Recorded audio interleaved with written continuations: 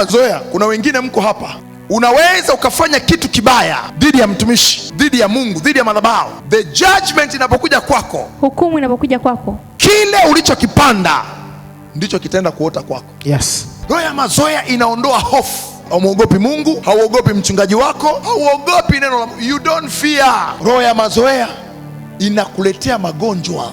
Wengine mko kanisani hapa, ugonjwa uliopata au machangamoto unayopitia haujatoka nayo nje, isipokuwa ni Mungu ameituma kwako baada ya kuona umemletea roho ya mazoea. Roho ya mazoea ni mbaya kwenye ufalme wa Mungu. Roho ya mazoea imepelekea kuna watu tumewazika leo, wamekufa kiroho, wamekufa kabisa, tukawazika. Mchungaji, nabii, mtume, mwinjilisti anahubiri huko kanisani, wewe una chati.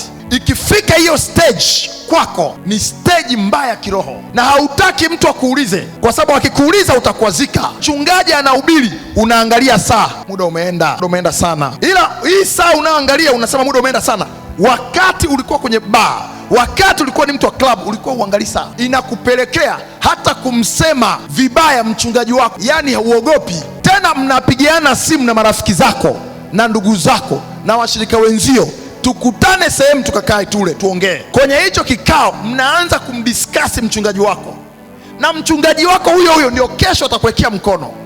Mchungaji wako huyo ndio kesho atakuombea. Mchungaji wako huyo ndio kesho atakuwa mwongozo. Mmemkalia kikao, mnamsema. Hiyo roho ya mazoea kisha kuingia kwamba bila mimi kazi fulani haiwezi kwenda. Ni neema Mungu amekupa kwa majira hayo, na wakati huo naongea na wewe, tenda hiki, fanya hiki. It's so dangerous.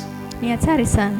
Ibada itakuwa saa 2, utakuja kanisani saa 4 na hutaki mtu akuulize. Jiulize swali, huyo mtumishi ambaye ndani ya moyo wako unasema bila wewe hiyo kitu hakiwezi kwenda. Jiulize swali, kabla ya wewe kwenda kwa wewe mtumishi, mbona kazi ya Mungu ilikuwa inafanyika? Jiulize swali. Oh yes.